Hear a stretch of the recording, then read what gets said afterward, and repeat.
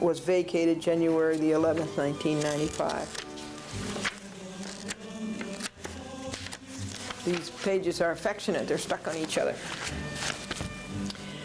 Cablevision's being a monopoly makes it a state actor and a violator of Glendora's constitutional rights. Cablevision has franchised every municipality in Long Island but one. That's Brookhaven, which is operated by TCI, owned by TCI. Hence we have the Cablevision arrogance.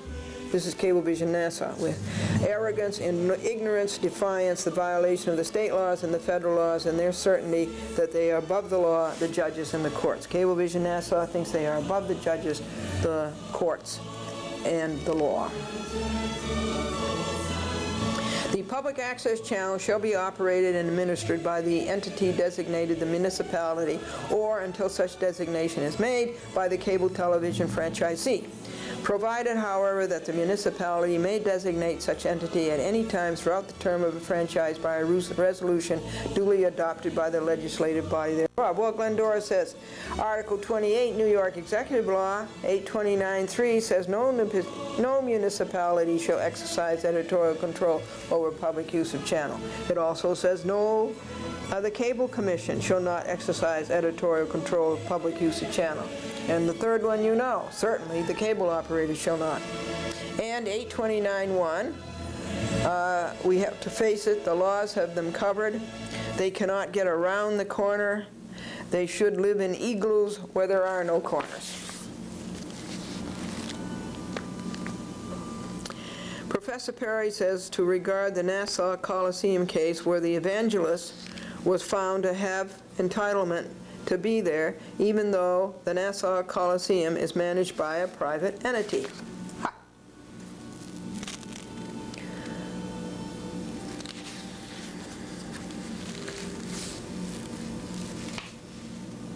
Public access on Time Warner Manhattan Cable TV. He's making a point here that the Cablevision's Nassau is operating the public access channels. It's just a stopgap measure until the communities have their own operation.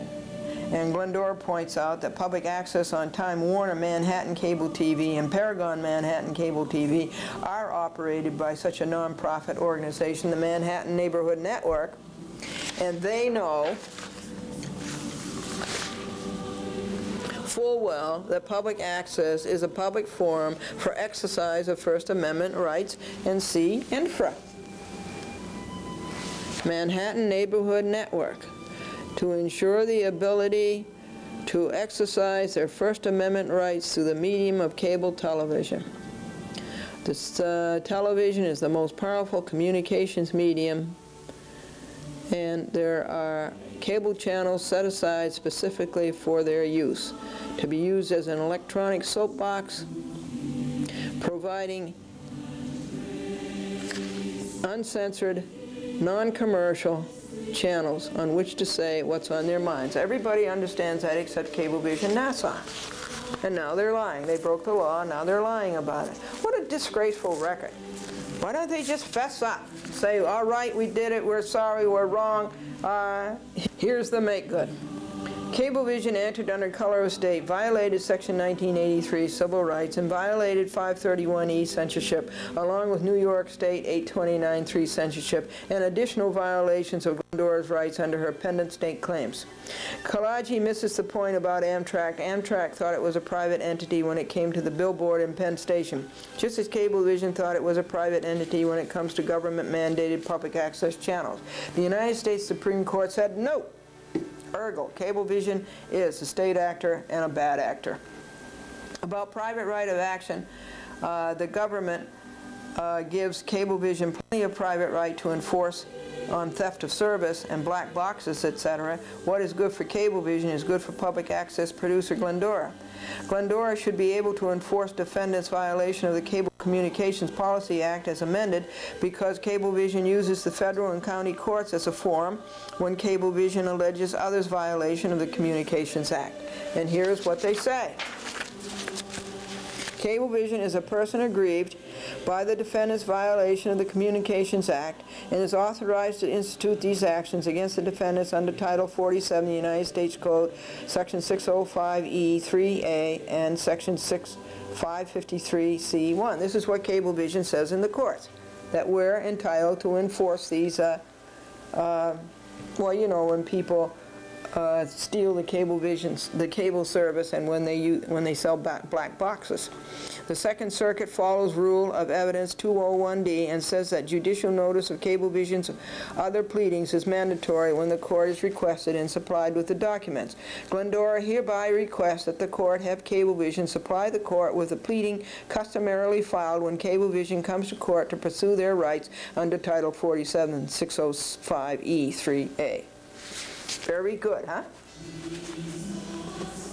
Now, we are up to page 31, as quickly as that, and that entitles us to jokes.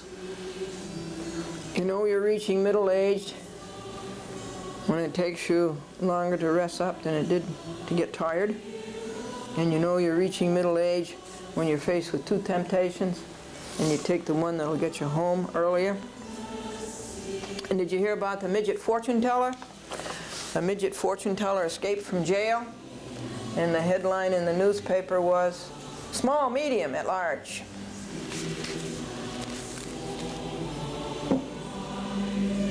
Now, Kalaji is reading the wrong paper. The unsigned Rule 11, Federal Rules of Civil Procedure, is the rule about signing papers and what you are doing when you are signing them, what you are saying. That Kalaji is reading the unsigned, unnotarized second amended complaint that Glendora never submitted. He is not responding to the second amended complaint that Judge Bryant on March 3rd, 1995 told Glendora to submit, which was submitted on March the 20th, 1995, Monday. On March the 24th, 1995, Friday, Judge Bryant asked Kalaji if he received the March 20th, 1995 second amended complaint. Kalaji said, "Yes, I did." Then he lied. She submitted 3 of them. Glendora submitted only 2. Her amended complaint on February 21st, 1995, Tuesday, before Kalaji submitted his motion to dismiss. And the second one that Glendora submitted was on Monday, March the 20th, and that was the second amended complaint.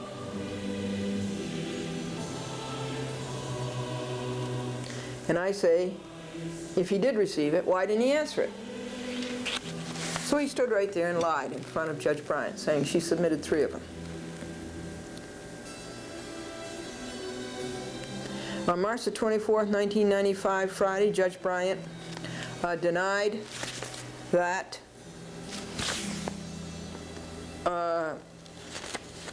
Glendora's complaint should be dismissed because of collateral estoppel.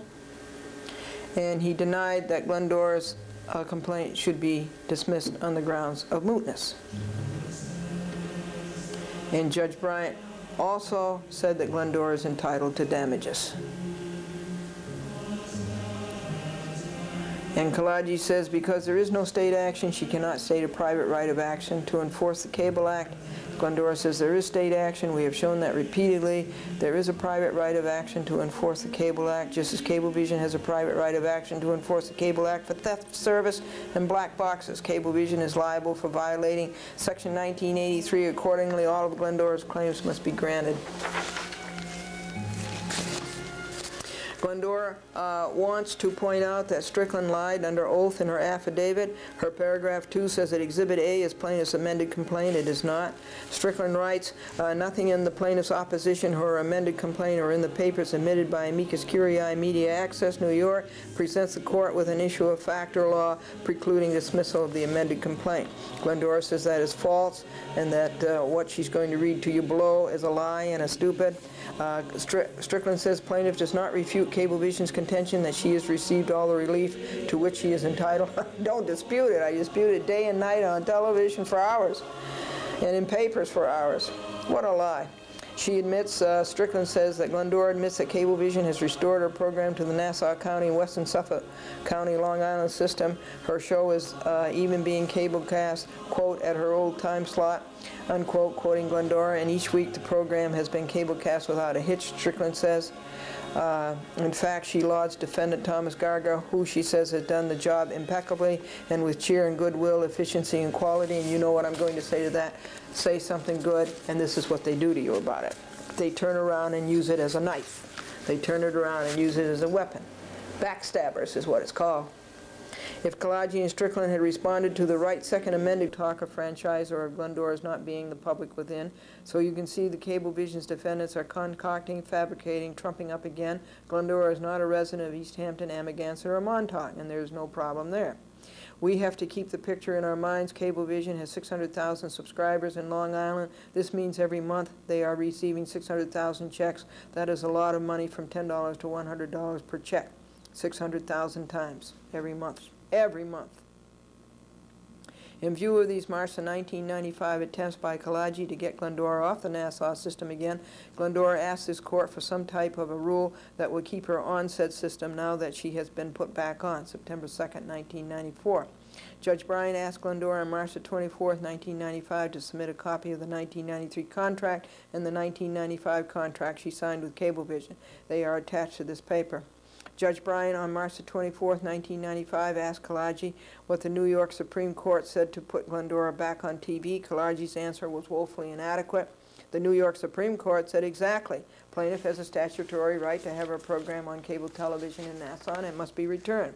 As simply as this was ruled in state court on the basis of New York Executive Law, Article 28.829.3, it should have been ruled in federal court way back in February 1994 on the basis of Title 47 United States Code 531E. Those two laws are, they balance each other. They're lookalikes.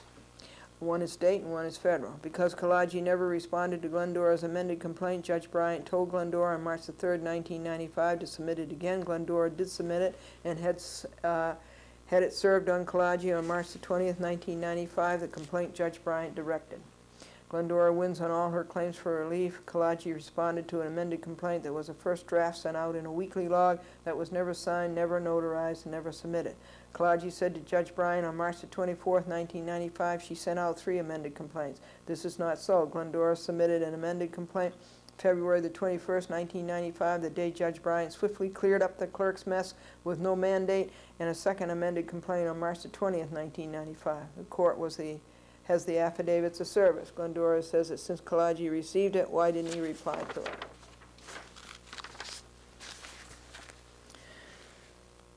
This is as bollocks as Kalaji moving to dismiss Glendora's old complaint of December 6, 1993. Judge Bryan said to Glendora March the 24th that Kalaji is a skilled attorney, and Glendora said to Judge Bryan, I really question that. Kalaji never deals in court with a case at bar. When he is in state court, he talks about federal court. When he's in federal court, he talks about state court. In Glendora's first Cablevision suit in February 1994 before Judge Bryant, Kalaji had no state court case to talk about, so he talked about Glendora's other fights for rights. Why does he never address the case at bar? Because he cannot find a defense with any merit. CPLR, this is federal rules of civil procedure 12C, analogous to CPLR 3211B. There was no discussion on March the 24th, 1995 of Glendora's pendant tort claims under the pendant state jurisdiction and under common nucleus operative facts. Glendora does not want to lose on those. If she does, she will appeal again. Just look at the physical, mental, and emotional stress and strain this Cablevision case has caused Glendora, Franklin, and their marriage the past 4 years. March the 23rd, March the 26th. Well, we've been married 40 years, but this strain has been on it for 4 years. They had to forego washing the car together, cleaning the house together, doing their end-of-the-week finance records together. It has curtailed their attendance at Lenten services. It is ruining their checking account, which dropped to the lowest it has been in 40 years of marriage, $250. All the printing and postage and Federal Rules of Civil Procedure book cost us $22 and $30 before that to copy pages out of the clerk's book downstairs. This is no way to treat a D-Day veteran, now 75 years old, and Glendora is a senior at 66. On March the 24th, Judge Bryant talked about compensatory damages, nominal damages, and $1 or more. Glendora wants a lot more than that. She wants $31 million compensatory and punitive damages. Cablevision knew what they were doing, either intentionally or with reckless disregard. They knew what they were doing, and they have to pay. They knew they were violating Glendora's rights, and they went ahead and did it anyway. The wrong done Glendora was aggravated by circumstances of malice, fraud, wanton, and wicked conduct on their part. Plaintiffs must be solaced for mental anguish, laceration of feelings, shame, degradation, and other aggravations of the original wrong. Defendants must be punished for their evil behavior and that of their lawyers and be made an example of. Supra is a public policy consideration punishing the defendants for their outrageous behavior and setting an example for similar wrongdoers. Plaintiff broke the federal laws willfully and maliciously, arrogantly, obstreperously, and defiantly. And this characterizes every cable TV operator. A stop has to be put to it, and this is the court who should do the same.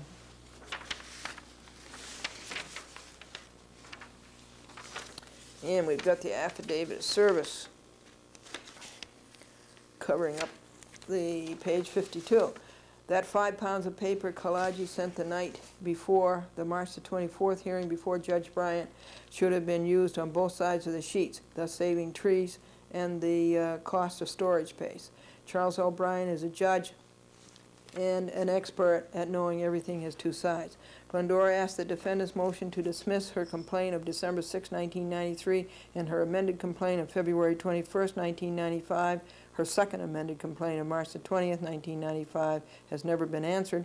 Be denied pursuant to Federal Rules of Civil Procedure, Rule 12C. Defendants have no meritorious defense, and what they state as defense has no merit. Wherefore, pages 1 through 52 do state where Glendora was injured and who injured her. Glendora pleads this court grant her A, $31 million in compensatory and punitive damages to be paid Glendora by the defendants, Cablevision Systems Corporation, Charles F. Dolan, William J. Bell, Mark A. Lusgarten, Francis F. Randolph, Jr., John Tata, James A. Colfall, Joseph Aznara, William Quinn. Costs and disbursements to be taxed against the defendants, and any other and further relief this court deems just and proper. Dated White Plains, New York, March the 27th, 1995, Monday. Yours in truth, Glendora. Chat with Glendora, Box 416, White Plains, New York, 10602, 914-949-9495. Copy to Kalaji, and it's notarized by Francis Harrison. And that's it. That's Glendora's sir reply to Judge Bryant, to Kalaji's inadequate reply affidavit, to Glendora's cross motion to deny Kalaji's motion to dismiss. Now this is what I had to answer. These are the franchise agreements. And this is the memorandum and Strickland's affidavit of lies. This is last week's log, which hasn't been processed. I haven't had a chance to send it out. It should have gone out Monday. This is about federal judges and their investments. It was an article in the New York Law Journal. And our judges aren't on there except for, I guess Minor's on there, Mahoney and Van Graefelen, but all the other judges must be new. They aren't on there. And then there was this, what happened in Judge Bryant's court.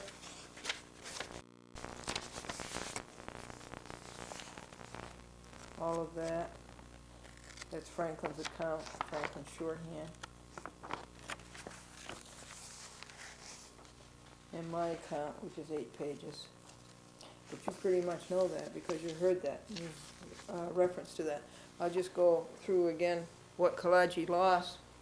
He lost that my complaint should be dismissed on the grounds of collateral estoppel, which was a silly thing to say anyhow. And he lost that my complaint should be denied on the grounds of mootness, that I've already got all the relief to which I'm entitled. And Judge Bryant denied that. He said, no, there are issues still to be resolved. And Judge Bryant ruled that Glendora was damaged and is entitled to damages. And Judge Bryant ruled that he didn't want to hear what was going on in the Judge Silverman court. He didn't want to hear what went on in the Judge Broderick court, and he doesn't want to hear what's going on in the Appellate Division, 2nd Department. And Judge Bryant also ruled that if NBC isn't concerned about Glendora wearing this sign, then Kalaji shouldn't be either. So he lost in quite a few things. And so where does that all stand now? Okay, here's how it stands. Is that a full submission of papers must be done by May the 8th. By April the 24th, Perry and Grafman will have to have in their answers to violation of 531E, private right of action to enforce 531E, and Section 1993-83, that Glendora's civil rights were violated, of free speech and free press. So they have to have their argument in by then. And then Kalaji has to have his argument in 2 weeks later, which would be May 8th. Mine is already in.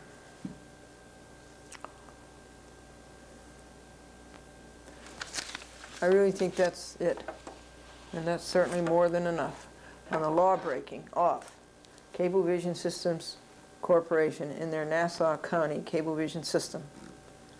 The law breaking of their management, whose names you see on the screen. And that would be from the week of, well, it's not a week, it's from the last 7 days, from editing date Thursday, March 23rd to today, Thursday, March the 30th. Well, isn't that nice to see you, Miss Katie? Yes, isn't that nice to see you? Now let's see the right end of you, Miss Katie. Yes. There. You're acting strange. I'll have to put your collar back on, Miss Katie. Here it is a nice day and you're not going out. I think you're afraid of a drip. That's what I am. Yes. Now, mother to her son. Son, you have to learn from the mistakes of others. You just do not have time to make them all yourself. And there's one thing, folks, that money will not buy. Poverty. You need credit cards for that. And Dexter says that his finances, the state of his finances is liquid assets. And his mother-in-law says, yes, everything is going down the drain.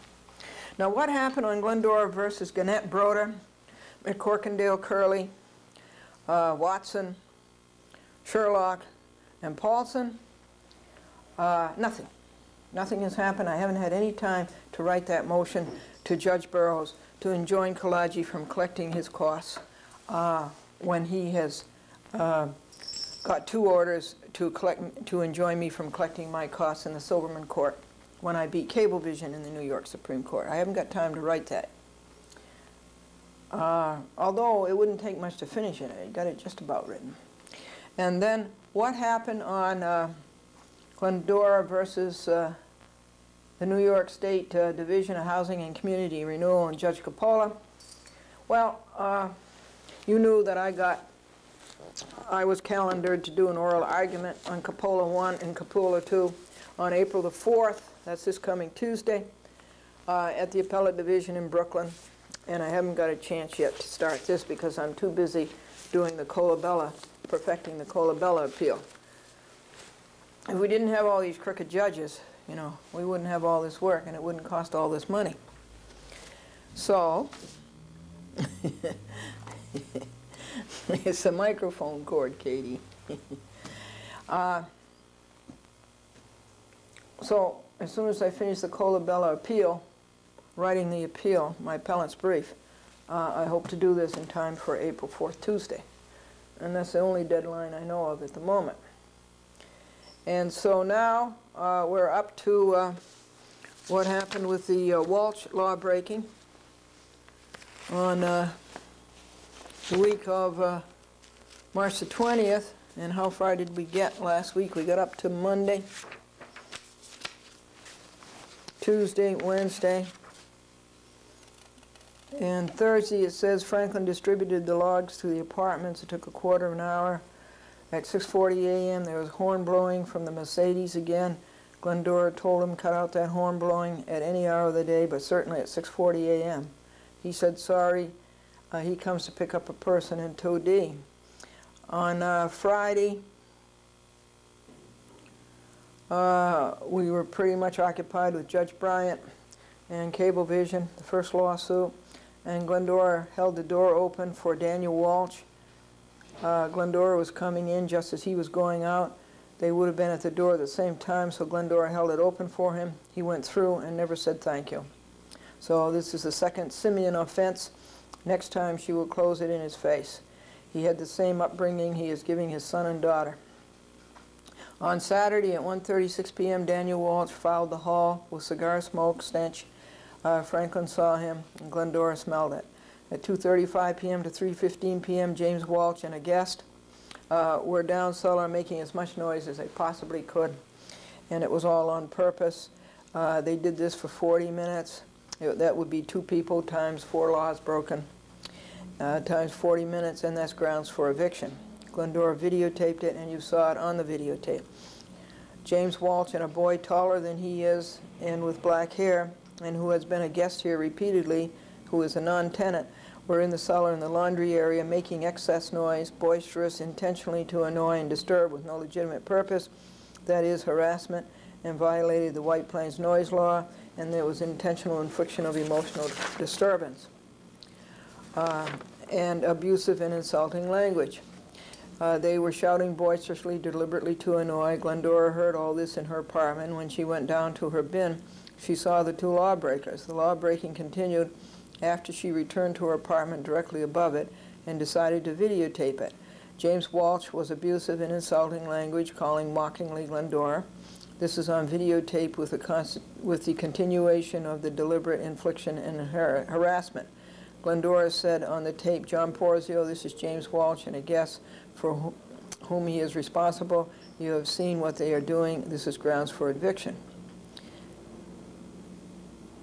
Now, on Sunday at 10:15 a.m., Glendora came out of her apartment, out of Building A, down the stairs and out the Building A door, into the fresh air at 10:15 a.m. on her way to church.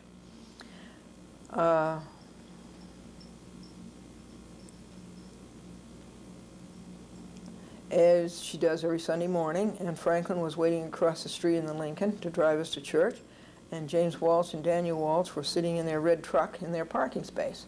Daniel Walsh had his driver's side window down, and he started abusive and insulting language and obscene language as Glendora passed by. F blank blank blank K-I-N-G, and he was deliberately annoying and disturbing Glendora, trying as always to start a fight. Glendora stopped and looked him straight in the eye, eyeball to eyeball. He acted as if he were drunk or on dope. Maybe it is nicotine damage from all the cigarettes and the cigar smoking and beer drinking that they do. A bottle of their brand of beer has been under Glendora's southeast window now for weeks. He did not act normally. Glendora did not speak to him either before or after or during.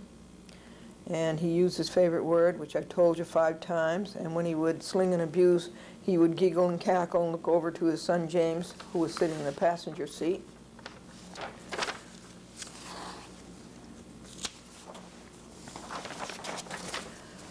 James would fake a giggle, and he looked as silly as his father.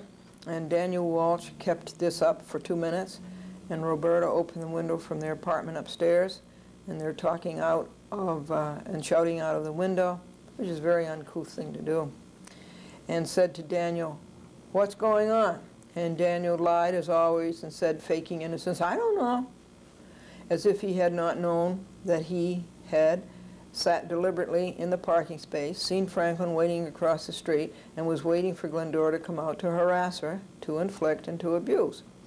He lied in front of his son. He was obscene in front of his son. This is why James Walsh is a juvenile delinquent. He has no chance. His lungs must be black like his mother's and father's. His brain must be nicotine damaged like theirs. Glendora turned around and looked at Roberta in the window, eyeball to eyeball. Glendora said nothing to her before, during, or after. Roberta said, "Do you have a F blank blank ING problem?" and then she hastily and fearfully put the window down. So this is all grounds for eviction, John Porzio, this intentional infliction, this harassment, and this abusive and insulting language. Then Daniel started up his abuse again. He said to James, she doesn't like judges. Then he said to Glendora, you feel like the whole world is against you, don't you? You wake up in the morning and you say the whole world is against me, with mock pity. Glendora continued to look him silently in the eyes. He persisted. He would giggle, and he'd look at James to giggle. He acted younger than James did, who was about 13. He was embarrassing, puerile, simian, crude, underdeveloped, and obscene. Glendora decided to go into the house and get her videotape camera and make a video record. When she came out, Daniel and James Walsh were still there, the motor running throughout this whole thing. They had rolled up their windows tightly. Glendora started videotaping the scene and annotating what had happened. Daniel and James put the sun visor down to protect their faces from being videotaped. You see, they knew that they had broken laws, and they were ashamed, and they were running away, trying to hide. When Glendora went in front of their red truck to videotape them through the windshield, Daniel, in a spasm of uncontrollable rage, put the truck into gear and drove forward to hit Glendora and slammed on the brakes and made the tires squeal. Franklin had come over from across the street.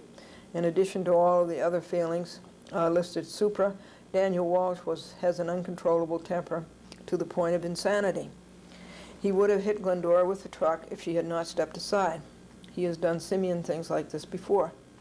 They stayed in the parking space with the motor running. We had to get to church. We went across the street and got into the Lincoln and went to church. They were still there when we pulled out. I put that all on videotape for you, and that was on a program before this one. Franklin noted that they had been deliberately waiting for Glendora to come out, knew she was coming out because Franklin and the Lincoln were waiting across the street for her. This was 5 minutes times 3 people times 3 laws broken.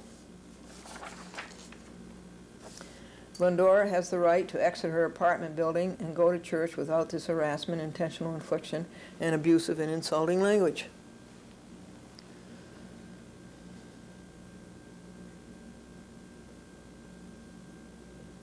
By the Walsh hoodlums.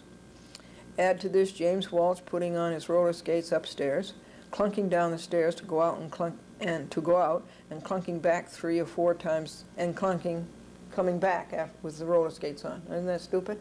Come downstairs in roller skates and go upstairs in roller skates. He does this 3 or 4 times a day. Finally, Glendora videotaped this Sunday afternoon at 5 p.m. I think saw that on an earlier program.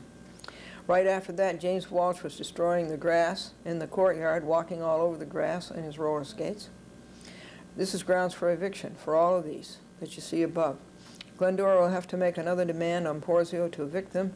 She has to find time to go to the New York State Division of Housing and Community Development, who regulates this property under the Emergency Tenant Protection Law. A witness in Golden's Bridge wants to testify against Daniel Walsh. He has talked to Glendora twice about it.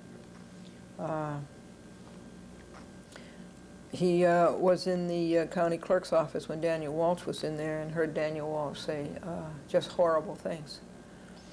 Every Walsh acts retarded. It must be the chain smoking of Roberta. Her daughter moved out. How can a daughter, a son, a father, and a mother live in a 2-bedroom apartment? They have lived there 15 years. That's as far. At 1:13 p.m. there were 2 blasts on the horn by Nella. That was Sunday, March the 26th. And at 2:15 p.m. Roberta, 2 blasts on the car horn, and that's grounds for eviction. And at 6 p.m. James Walsh was walking on the lawn in the courtyard in roller skates, destroying it, and that's grounds for eviction. And Daniel and James Walsh knew that they had broken the laws, and that's why they closed the truck windows and hid behind the visors. They were afraid to be videotaped. And that there's no chance to add up the hours and the torts and the costs because of these other things that we've been telling you about. And so on Monday, what we got here? It took an hour to keep their log up to date, the Walsh's log. There's litter deliberately placed in Glendora's parking space repeatedly. The beer bottle is still under this southeast bedroom window of Glendora. There were no good wood discussions. 5 p.m. James Walsh down the stairs on roller skates, on the lawn on roller skates, up the stairs on roller skates, all videotape. Glendora reply brief to Silverman all day. And on Tuesday, we had a trespasser at 7 a.m. At 3:52 p.m., Roberta Walsh blasted her car horn 3 times into Glendora's windows. That's 3 laws times 3 counts equal 9 torts. Glendora videotaped. Daniel Walsh was in her tortious acts. Daniel Walsh was in her parking space. She was in 4A space. Daniel came down and drove off. He's been here much of the day. I don't know how he does it. He comes home and he stays here in the middle of the day for hours. James and Roberta took groceries upstairs. Roberta kicked Glendora's front door. Boy, did she kick my front door. Very, very, very hard. There's a mark on the door, and I videotaped it and showed it to you. Glendora ran out and caught her. Roberta bellowed something about videotaping and got herself and James inside fast as she could. So kicking my door, that's grounds for eviction. There's a big shoe mark on our door where Roberta, in her violence and immaturity, kicked, and that's grounds for eviction. And they have violent tempers. They're really totally out of control. King was on television last night on March the 29th, 1995. Excuse me, March the 28th, Tuesday, on TCI at 9 p.m., Channel 8, the Walsh Torts and Injuries and Abnormal Behavior. You'd think they'd learn to act like grown-ups. Colabello record on appeal up until noon. There was no heat and no hot water. And it was the line from the tank to the furnace, and so they had to put in a new one, which is a temporary one. They were here all day. Glendora got angry because she was being used as a superintendent. Regent Oil called her, and she had to be the liaison between Regent Oil and New Rochelle and the repairman here. And it took about 20 minutes. And Glendora's not getting paid to be a superintendent. Porzio himself should be here. And Glendora told him so. I was cold and I needed hot water. I'll bill him for $100 for acting as a superintendent. Miller rapped on Roberta's door, and she was there, but she wouldn't answer. At 7 p.m., there were kids knocking at our door. What do you want? Reporter's dispatch. I doubted it very much. The kids fled. I edited the Walsh videotapes at White Plains Public Access Wednesday afternoon. That took an hour. And the rest of, up until 7 o'clock, it took to label and plan and queue up and roll up the cables for a chat with Glendora and get it all ready to edit today on Thursday. And that's what happened on the law-breaking of James, Roberta, and Daniel Walsh. Theo and Nella Alpucci and Andrew and Kevin Larkin from March the 23rd to March the 30th. As to what's happening on Glendora versus Michael Gelman, Chapter 39, nothing this week. Last week I read you how we handed in the notice of appeal. And so we'll have to get to work on that as soon as we take care of the appellate division, Colabella and Coppola. And this is the article that was in the newspaper about Fred Strauss. Fred Strauss is the, he's the head of the White Plains Public Access Commission and takes care of all the production, and he's wonderful. And he's done so much for us, and we appreciate it so much. So it's nice to have that article about him. Let me read you a paragraph from it. Reflecting on those times in the library, we were put there so that we wouldn't have to pay rent. Strauss says he pulled together a volunteer staff and with a meager budget managed to find video equipment to start producing shows. I was seeing a community in 1982 that desperately wanted to communicate, a community that was extremely supportive of local television in a number of ways, he emphasizes. This enthusiasm is returned by the production of high-quality shows. Strauss maintained, we go out of our way to produce great shows to help support every topic that is relevant to this community. This is written by Lisa Tarracone. Here's a nice thing.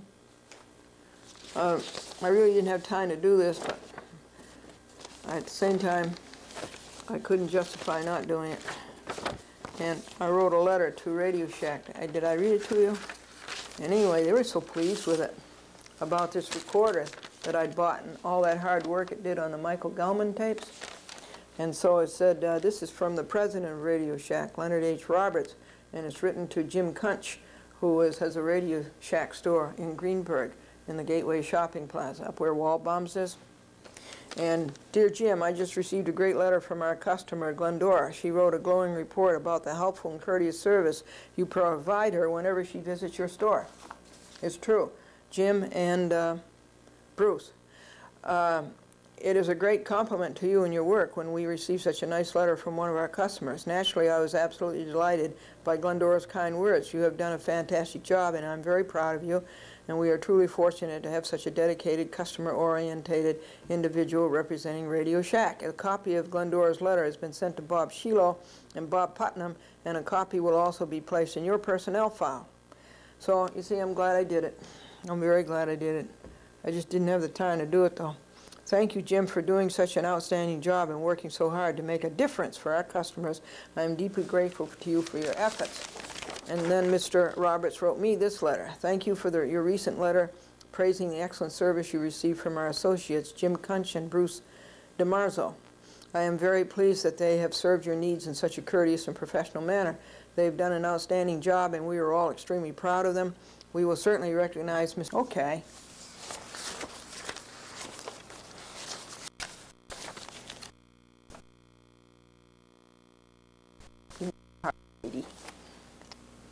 Now, and then to make it worse, she bangs her tail up and down on the desk. Spoiled. Okay, poverty is heredity, folks. Do you know that? Poverty is hereditary. Poverty is hereditary. You get it from your children. And Arthur says he has a mind of his own, and his mother-in-law says, yes, who else would want it? And Robert wears his long underwear when he rides his motorcycle. He calls it his long underwear. And now for the hymn. A closer walk with thee, grant it, Jesus, if you please. Daily walking close to thee, let it be, dear Lord, let it be.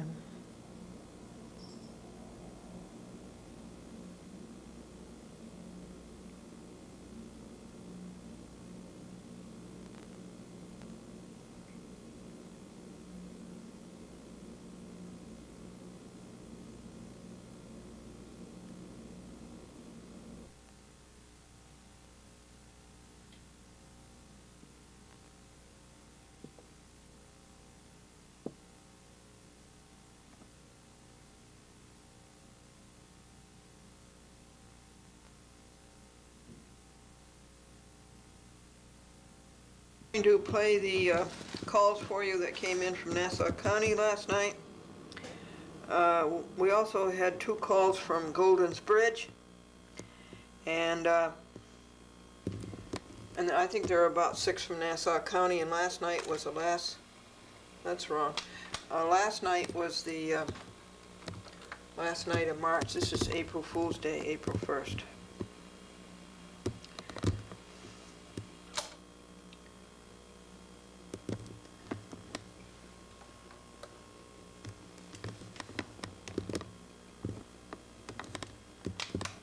Okay, we press the smart button.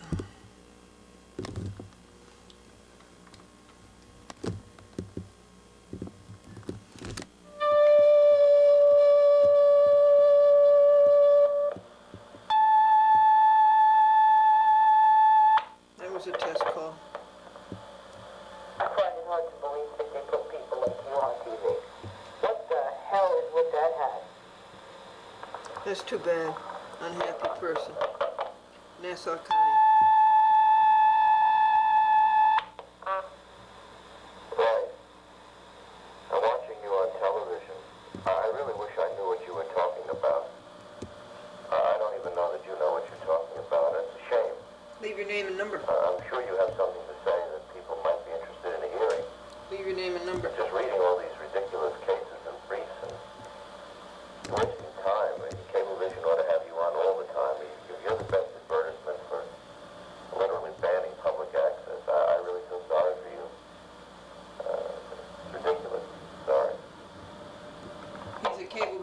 accomplice.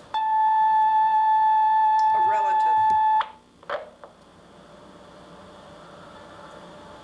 Good joke. Good joke. From big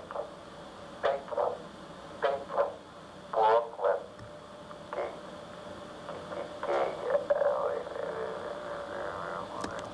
She from beautiful Flatbush Avenue, Brooklyn. Too bad.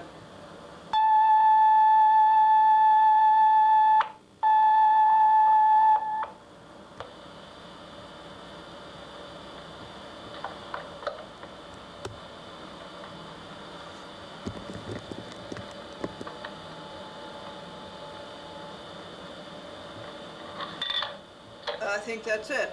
Those were the calls that came in from Nassau County. There were 6 of them all together. A couple of them showed up on the recorder, the telephone answering machine. The date was March the 31st, 1995, on Friday. Today is April Fool's Day. Fade out.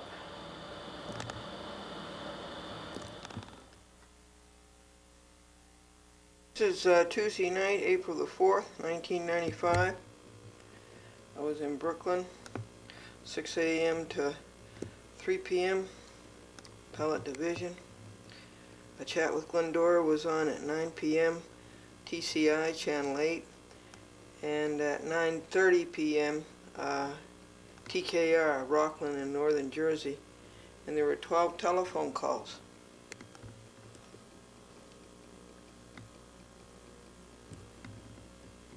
And the little light is blinking continuously. So let's press the smart button.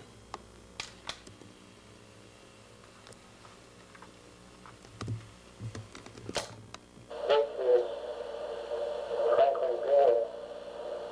We're stupid. We turn on the machine before we run the number. But we corrected that. So now it's all right.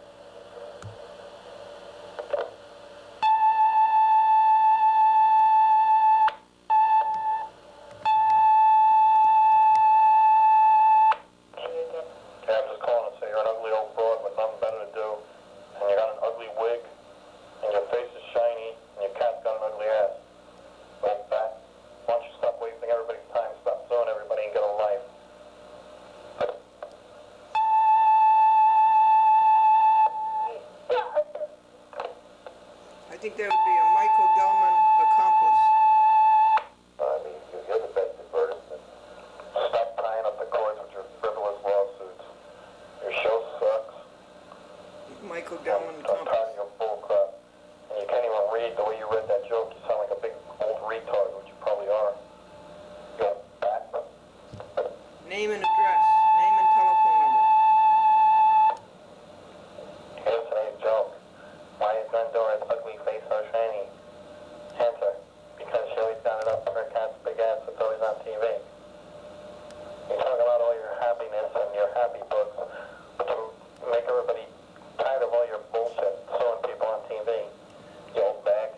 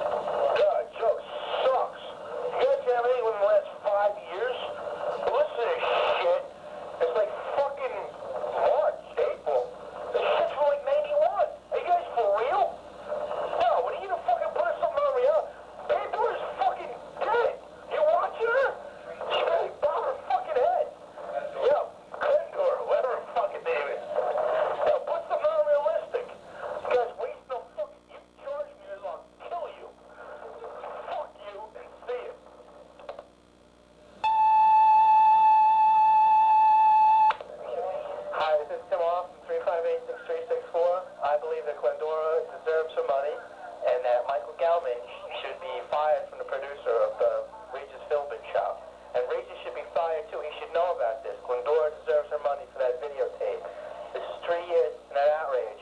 And I'm not going to watch Regis anymore until Glendora gets her money. Thank you.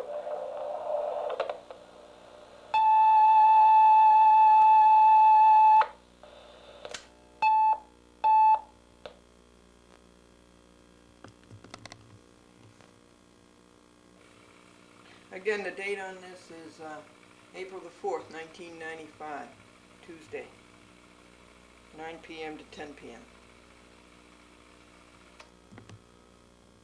I'm going to roll it back 5 seconds and now play this Canon 1. And Right. Okay, and you've got everything queued up at 12 minutes? Yeah, well, I zeroed everything out, Yeah. but you got 12 minutes. Yep. All right, stand by. So what time do you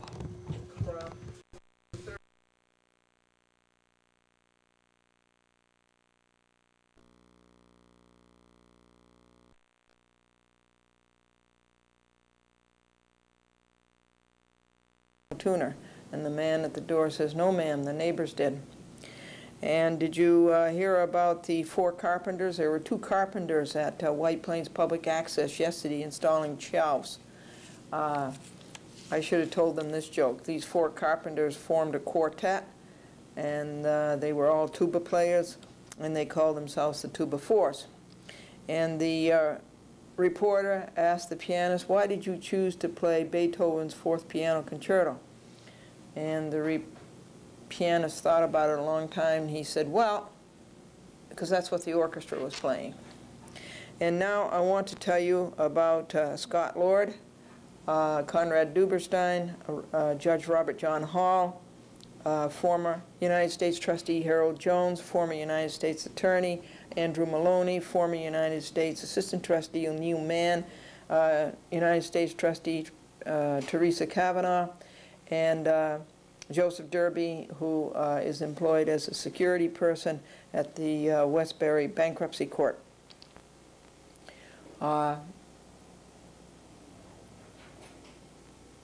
A former, well, a creditor of Scott Lord called. Scott Lord stuck him for something like $9,000 worth of lawn sprinkling equipment and supplies, which was about $5,000 more than I got stuck for. And he called me and said that he'd seen a flyer that Scott Lord had sent out, and that this year is Scott Lord's business name. He changes it every year. This year it's Forever Green, and then he changes his address every year. This year it's 300 Hempstead Turnpike in West Hempstead. And I don't know if the telephone number has changed or not, but he told me that there was on that flyer a home improvement license number. So while this man who is a creditor is also in the lawn sprinkling business, and so while he was on the phone, as I say, I haven't heard from him for 2 or 3 years. He knew Scott Lord's father too. While he was on the phone, I dialed the number, and a woman answered, and I said, "Do you have a home improvement license?" And she says, "Who is calling?" And I said, "What is your home improvement license number?" And she said, "Who is calling?" And I kept asking, "What is your home improvement license number?" And she hung up. This is what they've always done in the past. So I haven't had time this week to call Consumer Affairs to verify if Scott Lord does have a Consumer Affairs license and if that is the number. So I'll report to you on that next week. In the mail came this. It came here on Thursday. No, last Thursday. March the 30th, not today, April the 6th. Can you see what it says? Supreme Court of the United States. Office of the Clerk, Washington, D.C., 20543, March the 27th, 1995. MS Petitioner Glendora, Glendora TV Ads, Box 416, White Plains, New York, 10602, Glendora versus Conrad Duberstein et al., number 948092. Dear MS Glendora, the court today entered the following order in the above entitled case. The petition for a writ of certiorari is denied. Very truly yours, William K. Suter, Clerk. Well, I have written out my protest to that. It hasn't been typed. I will try to read you my handwriting. The court today entered the following order in the above entitled case. Well, 2, who is the court? 3, don't people have names? 4, somebody with a name has to be accountable. 5, do you know what the court stood up for?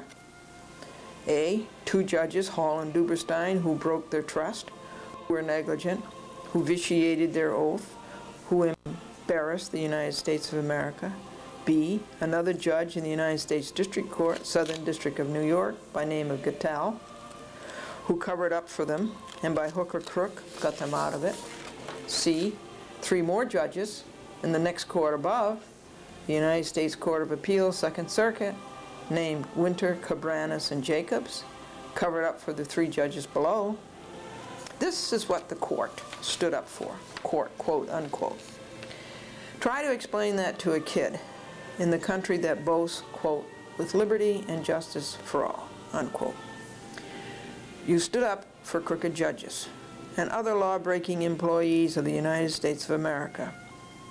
You, the highest court in the land, did this. Here you should be getting them, here you should be setting them right, and you are being led by them. Your record stands forever.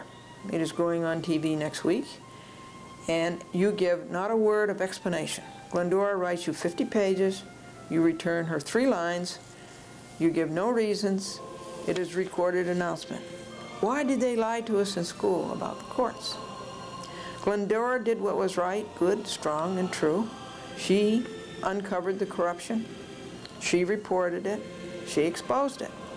Again, we have hollow black robes. Judge Rehnquist flees to Greensboro, Vermont to get away from it all. Glendora does not wonder why. Glendora's minister, Church in the Highlands, White Plains, has a house near his. Well, the cover-up is gossamer. We can see through it and always will.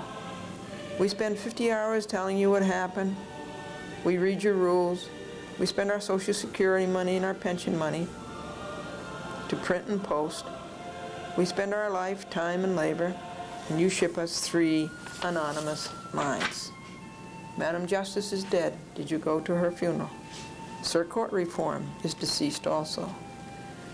You think this is the kind of America that Franklin offered his life for June the 6th, 1944, 50 years ago? D-Day?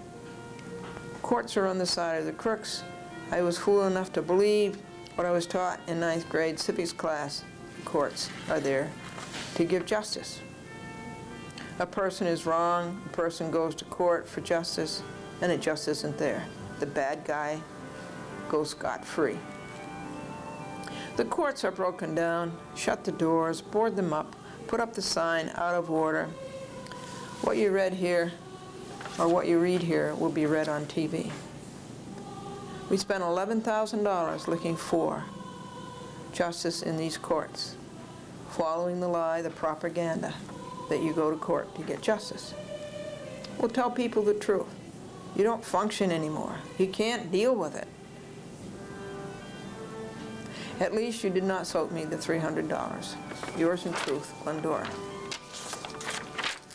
Now, there's another little bit of news on Scott Lord et al. I was at the Appellate Division, 45 Monroe Place in Brooklyn, for 2 oral arguments. I'll tell you about those later. And then I went there on 45 Monroe Place. And by the way, Brooklyn is beautiful with the forsythia. Their forsythia is out, ours is not. And also their magnolias are out. Brooklyn's really a nice place. And I went down 2 streets. I went down Pierpont to Clinton. And I went to 75 Clinton Street to see the people I know in the bankruptcy court from the bad Scott Lord experience, where I was a creditor. And Dominici, the security guard who protected me from Scott Lord, was not there. Dominici certainly did a lot better job than Joseph Derby. And I went to see Joseph Hurley, the chief clerk, but he's never there. He wouldn't be in until Thursday, and this was Tuesday. And I went up to the 3rd floor and checked the bankruptcy courtrooms. Judge Duberstein's courtroom, he wasn't in it, there was no court, but 5 people were sitting at a table eating their lunch in a courtroom. And Judge Feller's courtroom was black, and so was Judge Holland's. And I looked in the corner where I saw Scott Lord last stand at the side of Bert Stutchen, his lawyer, and I remembered the trouncing, the terrible, terrible, terrible beating that Judge Holland gave them on that frivolous motion they brought before the bankruptcy court to punish Glendora for telling the truth about Scott Lord in public and trying to trump up a charge that Glendora is trying to get money from Scott Lord and some other dumb thing. Harassment, which was, of course, a misuse of the word and the definition, criminal definition of harassment. Okay, so that's going to bring us to a close for this program, and I'm going to tell you some jokes.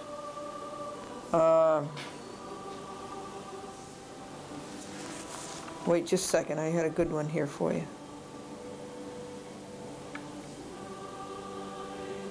Well, did you hear about the headline on the TV news that said a freighter hit a reef off the coast of Florida? It was carrying a load of yo-yos. The freighter hit the reef and it sunk 24 times. And here's another one that the Coast Guard reported that 2 freighters off the coast of Massachusetts, Cape Cod, had collided, and one freighter was carrying a load of red paint and the other freighter was carrying a load of purple paint, and at last report the passengers and crew of both freighters were marooned. Now, Claire Putter, who is a crossword puzzle addict, she has revised her will. She wants to be buried 6 down and 3 across. So this is a chat with Glendora, and that's what happened on Scott Lord. The next program, we will report to you what happened on Cablevision from March the 30th to April the 6th, 1995.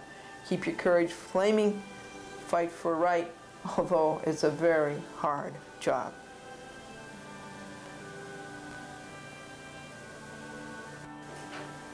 Now then, what happened on Glendora versus Cablevision? Charles Dolan, John Carter, William Quinn, William Bell, Francis Randolph Jr., Mark Lusgarten, Joseph Asnara, and the other names that you see on the screen from March the 30th to April the 6th, 1995.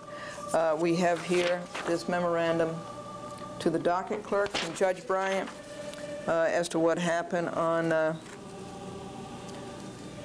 March the 24th, 1995. Judge's decision, defendant's motion to dismiss considered as applicable to amended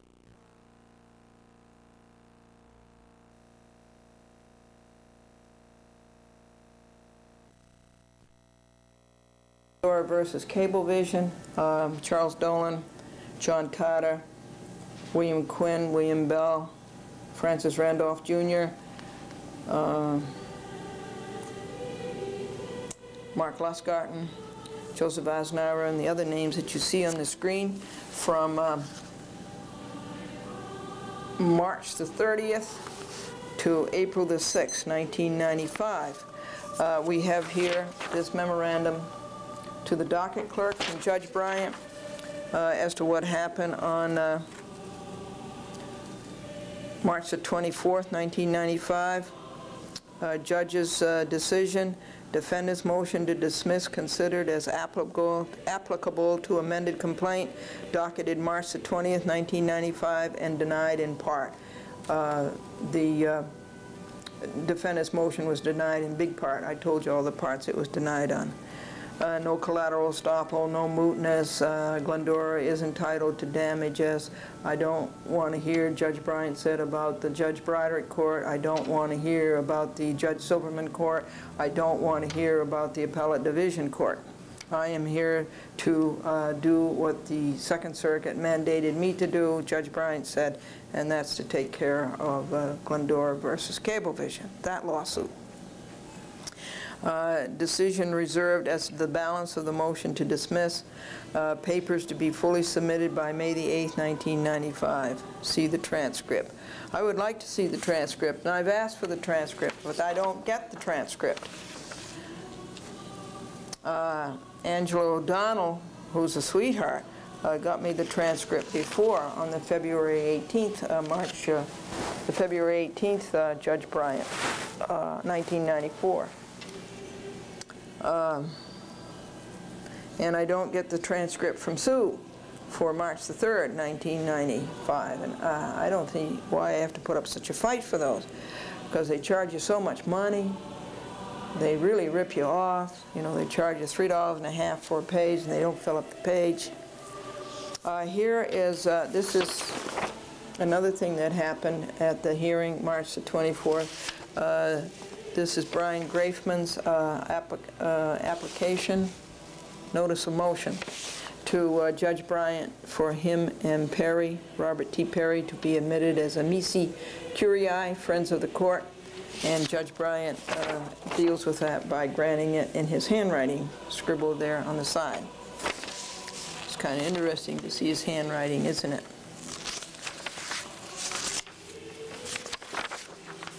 This is the log as to what happened the week of 7th.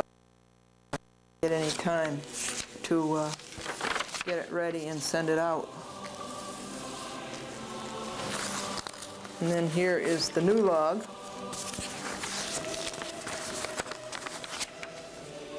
What happened this week, the week of April the 2nd, 1995, Monday. You knew that I made up the praying debt. That was really something. The praying was backlogged from January the 11th to March the 31st. And by doubling up, I made it up. And it's current at the moment. Which I read to you on TV for hours, and it's been reduced, and it's going to be mailed to Charles Former, and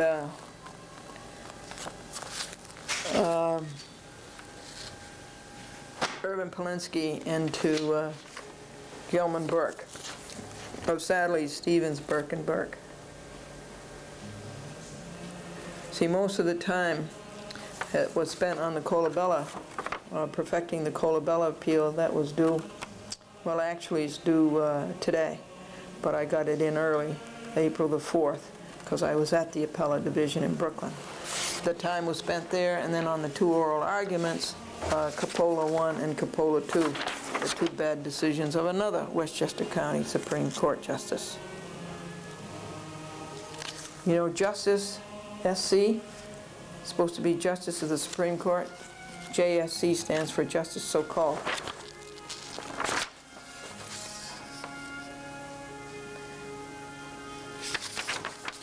Okay. The other news on Cablevision, Glendora versus James A. Cofault, Charles F. Dolan, John Tata, William J. Bell, Mark Lee Lusgarten, Francis F. Randolph Jr., Robert S. Lemley, Joseph Osnar.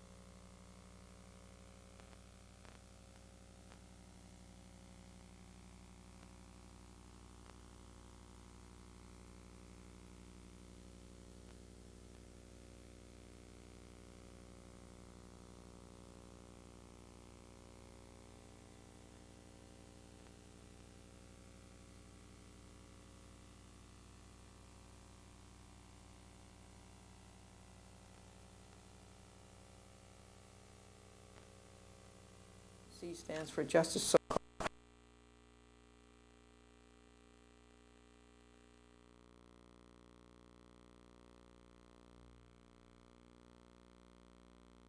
The other news on Cablevision: Glendora versus James A. Kofalt, Charles F. Dolan, John Tyler, William J. Bell, Mark Lee Lusgarten, Francis F. Randolph Jr., Robert S. Lemley, Joseph Aznara, James L. Dolan, and Cablevision Systems Corporation. Is that I handed in my appellant's reply brief. It's only supposed to be 70 pages. It turns out to be 90 pages. You know that because you heard the whole thing read to you. I applied for a permission to file an oversized brief, and here is the answer from the chief clerk of the court, Mr. Martin Brownstein, whom I saw Tuesday when I went down for the oral argument. Your oversized brief is not approved for filing. If you cannot reduce the brief to 70 pages, you may submit a motion to the court for permission to file the oversized brief, which is returned herewith. And this is it. It is considerably thicker. Now, the trouble with filing a motion is that it takes this court so long to decide anything. They're so backed up that they might miss the date that I have to have this reply brief in, which is 30 days, which is April the 13th. And that's next week sometime. So I'm not going to take a chance on that. I'll just take out the 10 pages. It's too bad. Wouldn't hurt them any to read 10 more pages. They probably don't read any of it anyhow. That is really my feeling when I see the questions they ask you at oral argument. They just don't read them. They don't do their homework. Now, the third piece of business that happened with Cablevision the past 7 days is this very pathetic letter from Robert Kalagi. I told you all the things that Bryant ruled on. I just told them to you. He was there and he heard them. But he still wants to talk about the Judge Broderick decision. And he writes this letter instead of a grown-up legal paper. And he says that the instant case, that's the first lawsuit I brought against Cablevision, the one that Judge Bryant's decision was vacated by the Second Circuit, and I'm back in his court, starting all over again. The instant case presents such a question on which there is uncertainty and substantial ground for difference of opinion as to which an opinion by the Circuit Court would materially advance the termination of this long-running litigation. And who keeps it long-running? Who does? Kalagi, so he can collect the fees. Accordingly, defendants respectfully request that the court, that would be Judge Bryant, certify the question for immediate appeal to the Second Circuit and stay the proceedings herein until further clarification is provided. He's tried for a stay. He's trying for a stay now in the Second Circuit. He's trying for a stay now because of the appellate division. And every time he does this, what does it show? It only shows one thing. They have no defense. They have no merits for a defense. They just don't have it. And this shows it so clearly. And it's such a silly letter. Why didn't he make a legal paper like grown-up lawyers do? Okay, I haven't had a chance to answer that. It came in yesterday. But I have sketched down, jotted down, jot thoughts, right? And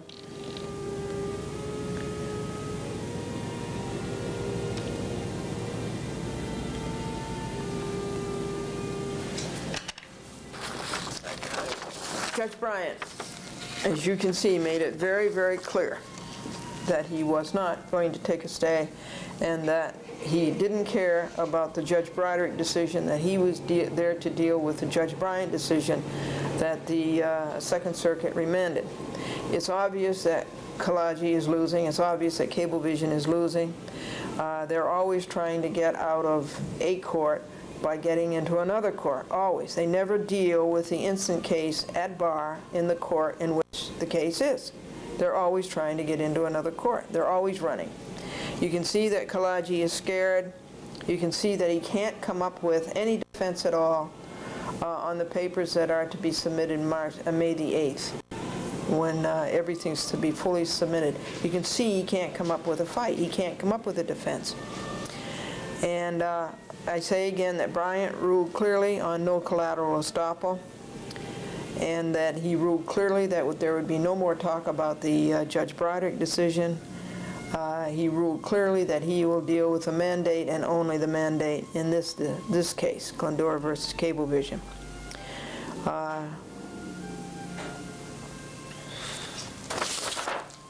I think it's an embarrassing paper. It embarrasses me even to read it. I think he did it just to get another fee. Every week he has to do something to get a fee. I think he's acting as if he's down on his knees. And I hope that Judge Bryant will treat it exactly the same as Judge Bryant treated the dumb gag order that Kalaji proposed to Judge Bryant in February, around about February 18th of 1994, a year and 3 months ago, when Kalaji wrote for a gag order, and Judge Bryant answered by saying, turning your letter into a motion, it is denied. So I hope that he says that on this. Turning your letter into a motion is denied. A White Plains resident was hauled into court for not paying his check in a donut and coffee shop, and he was charged with impersonating an officer. This month's meeting of the Clairvoyance Club has been canceled due to unforeseen circumstances. And in Harrison today, a wine truck collided with a cheese truck, resulting in an instant fundraiser. Over at Cablevision Harrison, we have a new cablecaster. His name is Stephen, and he's just filled with personality and goodwill. And he assured me last night, Wednesday, that a chat with Glendora was going to be cablecast on schedule at 8:30 p.m. channel 45. There again, notice these high channels that Cablevision gives you. And Cablevision professes to be very public access friendly. But I'd rather be on like channel 8, TCI, a nice low number, down where the frequently watched channels are. Okay, take care. That's what happened on Glendora versus Cablevision and all the peoples whose names you see on screen from March the 30th, Thursday, to today, April the 6th, Thursday. Moving along here, we have what happened on Glendora versus Gannett, Suburban Newspapers, and Gannett Company Incorporated, GCI. Their CEO, John Curley, McCorkindale, who counts the beans, and Watson, who's the president of the newspaper division, and Gary Sherlock, who is right here in Westchester, and you can blame him for everything that goes wrong here, and for Kenneth Paulson, the executive editor. Now,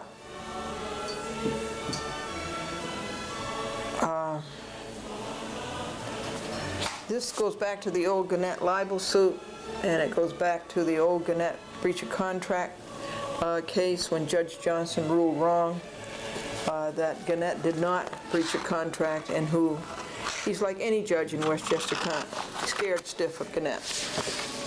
And so on the libel suit that was in the Westchester County Supreme Court before Judge Burroughs, I am making a motion to Judge Burroughs to enjoin Kalaji from collecting the $535 he claims he's due until Kalaji stops enjoining me from collecting my $795 that I'm entitled to in the Judge Silverman court for winning the Cablevision case, Glendora versus Kofalt Cablevision, the lawsuit number 2 that I brought against Cablevision. So I'm doing okay on that. I just never get any time. I've done up to page 31. That's in good shape. So I'm just trying to finish it. It wouldn't take very long to finish it, but you can't find very long with all this law breaking by these people, and then they're lying lawyers, and then the corrupt courts. It just takes away your life. You know, it's like a flesh-eating bacteria. It's exactly what it is. It's like a disease. Out of control. Now, second piece of news on Gannett Broder is The Gannett annual report has come in, and you know how we used to go through that every year and read the braggings of John Curley and their attempts to cover up the evil that they do. And their annual meeting is May the 2nd this year in the same place, Arlington, Virginia, where we've gone 2 years before and started out to go one other year when the Lincoln wouldn't start at 2 a.m. to drive down to Arlington, Virginia, near Washington, D.C. Third piece of news on Glendora versus Gannett Broder is this. Can you read it? It's the Supreme Court of the United States, Office of the Clerk, Washington, D.C., 20543, April the 3rd, 1995, M.S. Glendora, Box 416, White Plains, New York, 10602.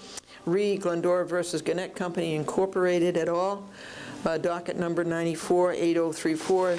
Dear M.S. Glendora, the court today entered the following order. In the above entitled case, the petition for a writ of certiorari is denied. Very truly yours, William K. Suter, Clerk. I will answer that pretty much the same way that I answered their denying the Conrad Duberstein, Scott Lord, petition for writ of certiorari. Very much the same way I will ask them, who is the court? Who in the court? Don't people have names? Somebody has to have a name. Somebody has to be accountable. Do you know what the court stood up for? Well, you stood up for a company that's an antitrust. You stood up for a judge who was too sick to be on the bench, and a litigant certainly is entitled to a judge of sound body and sound mind. You stood up to a terrible, terrible monopoly here in Westchester, and all of the Gannett damages that they cause with their monopolizing and with their antitrust. And I would tell them that here they should be setting them right, and they're being led by these people, by the tortfeasors, by the lawbreakers, and that their record stands forever, and it's going to be on TV next week. And you give us not a word of explanation. Glendora writes you 50 pages. You return her 3 lines. You give no reason. It is a recorded announcement. Why did they lie in school to us about the courts? Glendora did what was right, good, strong, and true. She uncovered the corruption. She reported it. She exposed it. Again, we have hollow black robes.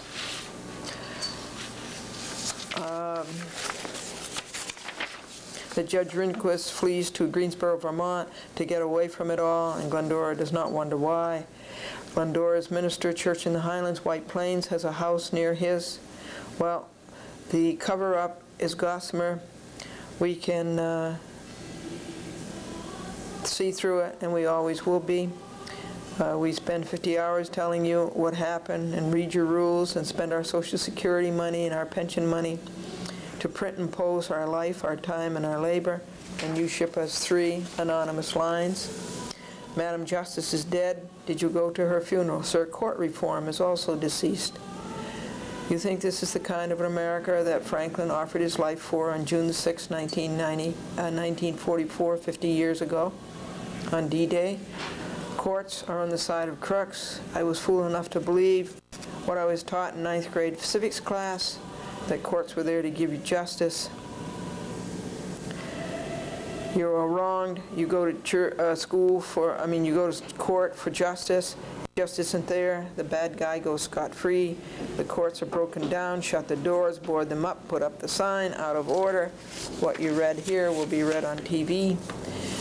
We spent $11,000 looking for justice, and we never find it. We tell the people the truth. Just tell people the truth. You don't function anymore. You can't deal with it anymore. At least you didn't soak us for $300 for a filing fee. Yours in truth, Glendora.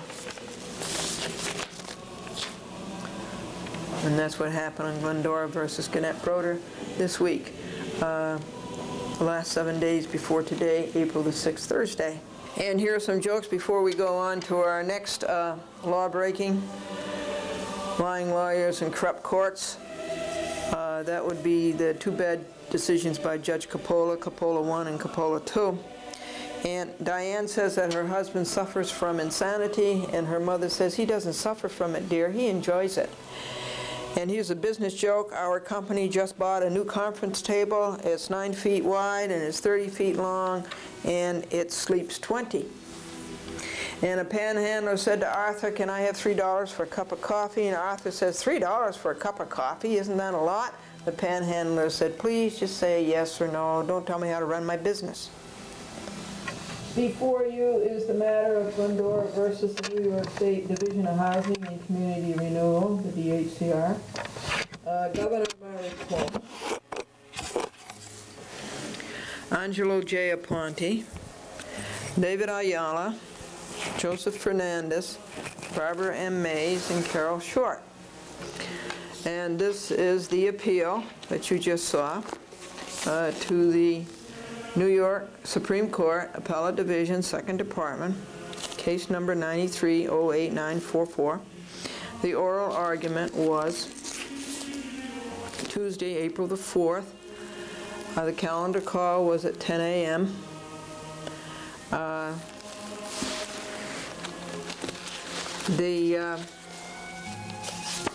was the first one on the calendar. That has never happened before. But there were two arguments. There's Coppola 1 and Coppola 2, two bad decisions. And the other one is down here, number 8.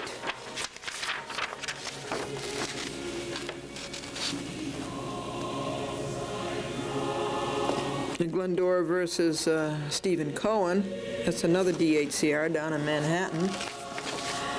And the Appellate Division scheduled the second lawsuit first and the first lawsuit second. So it's just backwards. But that's not the first time I've seen the Appellate Division, 2nd Department do something backwards.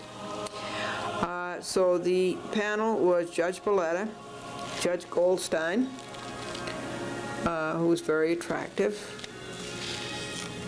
female, and Judge Copatino, who does not look well, and Judge Belletta from Suffolk County, and Judge Altman, who has a very appealing countenance. So when the panel came in, they opened these doors and they have a gavel. At least they have a gavel. They don't hit the wall. And hear ye, anybody who has any grievances can be heard by this court, come before this court and be heard. And my friend Pat Mack, she's a female New York State court officer, she did that. I like Pat a lot. And so they open the doors and the 4 judges come in and they stand behind their chairs. And Judge Belletta, who's presiding justice, said that this morning they were very sad to begin their court because their beloved colleague, Charles Lawrence, had died the day before, and that they were very heavy-hearted. And then he called the calendar and he called me first, and I said, appellant ready, 15 minutes oral argument time requested, and I have an application. Well, at that point, Lazarus Francisco rose and said that he was there to defend the DHCR, but he never should have because he had the wrong case. And so Judge Belletta says, what is your application? And I said, the first case is on the calendar second, and the second case is on the calendar first. These two cases follow, one follows the other. And he said, no, we will hear them as they're calendared. That's the block-headed Appellate Division, 2nd Department, New York Supreme Court. So I went up and I did the second case first, but I'm going to do them right when I read them to you. And Lazarus San Francisco went up when this was the case that he wasn't even a lawyer for. The Attorney General took care of this. Lazarus Francisco did such a bad job in the first DHCR case that on the second one, the Attorney General handled it entirely. So I'm starting my oral argument, and out of the corner of my eye, I see Lazarus Francisco standing over there at the defendant's podium, and I said to the panel, I said, he shouldn't be here. I said, he is not an attorney for this case. The attorney for this case is the Attorney General, and the Attorney General submitted. The Attorney General is not going to have an oral argument. And Belletta had a hard time understanding that, and I started to repeat it, and he says, don't say anything. And Goldstein could see it right away, that Francisco was not on this case. So finally Belletta saw it, and he resolved it by saying to Francisco, did you submit a brief? And Francisco, oh yes, here it is. And the court officer came and showed it to him, and Belletta says, no, this is for the DHCR, this is not for Stephen Cohen. And Francisco apologized to the panel, and he apologized to Miss Glendora, and he sat down, and I resumed with saying that the DHCR is terminally negligent. And that was my point. That was my first point. So now I'm going to read you the New York State Division of Housing first. This is the first bad Coppola decision. Good morning. My name is Glendora, and I thank you for the privilege of an oral argument. May the words of our mouths and the meditation of our hearts be acceptable unto you, our God, our strength, and our Redeemer. You know, I'm very good at oral argument. I've been married 40 years. And Judge Belletta looked at me and actually smiled. And then I said, how come I have never had any joy in this courtroom? Well, Joy is the name of one of the judges, and he's never been on any of my panels. And I said, I'm going to relate to you this dismal chronology the same way I relate it on TV every week. That's to you. The landlord, 1, broke a law. 2, so I went to the New York State Division of Housing and Community Renewal, New York State DHCR. For justice, they gave me some justice, but only 1/3 of what I was owed, so they broke a law. 3, I went to the Supreme Court of the New York State, Westchester County, and said, hey, look, Matthew F. Coppola, the DHCR broke a law. How about some justice here? Not only did Judge Coppola say no, but he broke a law. Now I stand in front of you. Are you going to break laws, or are you going to give me justice? The New York State Division of Housing and Urban Renewal cheated Glendora out of $10,700. The triple damages against the owner of the ETPA, that's the Emergency Tenant Protection Act, apartment, should have been $16,050. That's 3 times the $5,300 that I got. The ETPA says that triple damages are mandatory. An award of triple damages for rent overcharges collected by a subletting tenant was mandated by the Omnibus Housing Act. A fair reading of the statute indicates that the trebling of damages for subletting overcharges is mandatory. Here is the law itself, the Emergency Tenant Protection Act, an unconsolidated New York law. And it says, any owner who, upon complaint of a tenant, is found by the State Division of Housing and Community Renewal, after a reasonable opportunity to be heard, to have collected any rent or other consideration for a housing accommodation in excess of the rent authorized for such housing accommodation, pursuant to this act, shall be liable to the tenant for a penalty equal to 3 times the amount of the excess. The excess was $5,300. I got that, but they left out the $10,700. Now, these are all cases, folks, showing treble damages.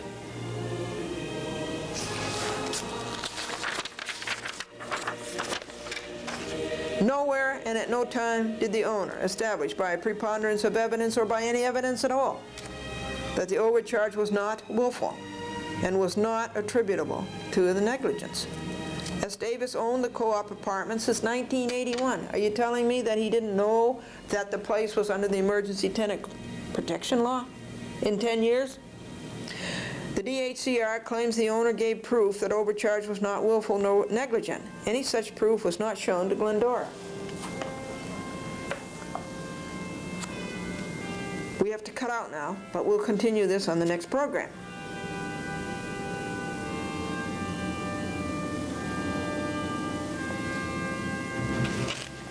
David Ayala, White Plains DHCR, lied about it. Barbara Mays, Queens DHCR, lied about it. Here is her letter. Sidney Weir of the Hempstead DHCR lied about it.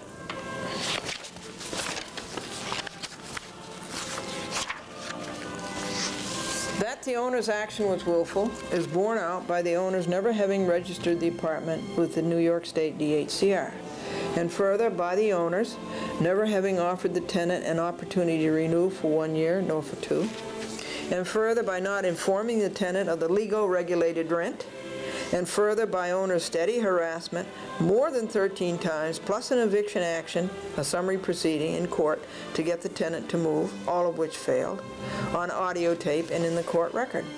All of this was negligently ignored by the DHCR at White Plains. All of these owner violations of ETPA, Emergency Tenant Protection Act, Section 2502 and 2503 were announced to the DHCR White Plains in several papers over several mailings over several months, August of 1992. DHCR was negligent in ignoring the 2 explicit applications for triple damages from Glendora. DHCR was negligent in not hearing the audio taped evidence against the owner. There are over 13 audio tapes. Glendora listed the contents of these for the DHCR. DHCR is negligent in never having informed Glendora at the time it happened that owner nearly defaulted in answering tenant's complaint to the DHCR. See the order and determination, page 2. Quote, a final notice of pending default was sent to the owner on July 9, 1992. Glendora never got a copy. DHCR is negligent in not answering Glendora's questions about the progress of the proceedings. They would not answer Glendora over the telephone nor in person when Glendora went to the office at 55 Church Street. Was ignorant. The DHCR ignored the owners never informing the tenant of the legal regulated rent. That's Section 2502.8. Negligent about the owners not giving the tenant a 30-day notice. Negligent in ignoring that both of us are senior citizens, Section 2502.3. Negligent in ignoring the owner's violation of the Emergency Tenant Protection Act, charging the tenant a late payment fee, in addition to the fact that the tenant had deposited the January 1991 rent in a trust fund. Negligent in ignoring the owner's violation of the general obligations law, commingling the security deposit and not notifying the tenant where the money was. You know a landlord has to do that. The landlord has to notify you where that money is, and he cannot commingle it with his own funds. He has to make a special account for it. Plaintiff Glendora was forced by the DHCR to take the order and determination for $5,350 or get nothing at all. If Glendora had waited a par, petition for administrative review, take the telephone call, I'll tell you about it later. If Glendora had requested a par petition for administrative review, the DHCR in its negligence would have taken another 2 or 3 years to get that settled. Meanwhile, S. Davis very likely would have been back in Puerto Rico. He told me he was going back. So it is the negligence of the DHCR that is at fault in precluding Glendora's right to par. DHCR, White Plains, should have done the job right in the first place and awarded the treble damages, which are mandatory. They should have done that on September 24th, 1992, when they awarded the $5,300. Believe the plaintiff that the ETPA is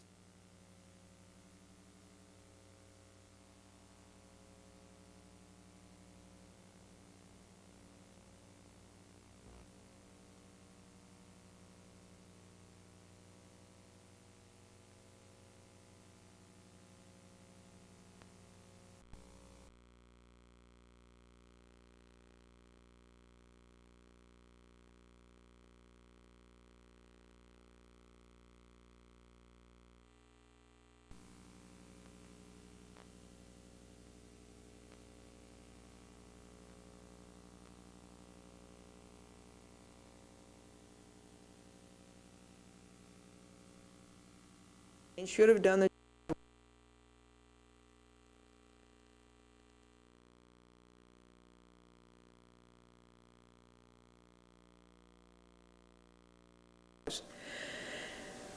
believe the plaintiff that the ETPA is not in good hands. That would be the hands of the DHCR. Defendants defaulted. They did not answer timely. Judge Capola severely prejudiced plaintiff. Here's a list of the audio tapes and their contents and the dates of them. Goes on to a second page. Judge Capola never listened to this evidence. And then here comes the clinker. Judge Capola decides in their favor. It's a political decision, the way every decision in the Westchester County Supreme Court is. He decides in their favor. He tells them to settle an order. Defendants had 60 days pursuant to 2.48, and Uniform Rule 202.48 requires that the order be settled or submitted for signature within 60 days after the signing and filing of the decision. Failure to submit on time shall be deemed an abandonment of the motion of action. That's the law, clear as anything. But Judge Capola's got to break a law. Also, we have CPLR, Civil Practice Laws and Rules, 2220, that says if a party fails to file any papers required to be filed under the subdivision, the order may be vacated as irregular with costs. The order was filed and entered on April the 8th, 1993, with instructions to settle the order on notice together with a copy thereof. The 60 days were up June 7th, 1993. I gave them an extra 7 days. Then I went to Judge Capola and said what had happened. And he let them get by with it. It was crooked. If you're a judge, you're there to enforce the law and certainly to obey the law. So Glendora writes to Judge Capola,